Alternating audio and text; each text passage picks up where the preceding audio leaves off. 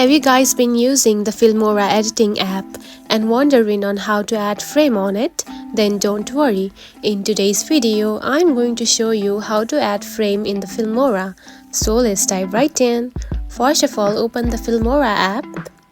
After opening the app, make sure you have added the photo or video that you want to edit, just like this.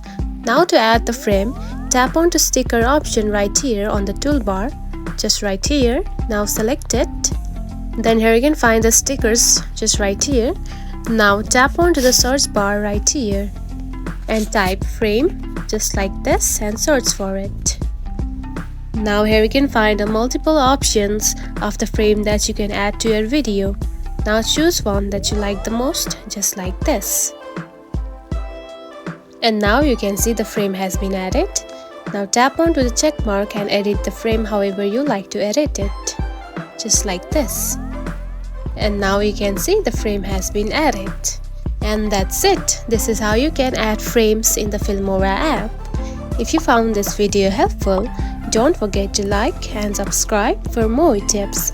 Thanks for watching.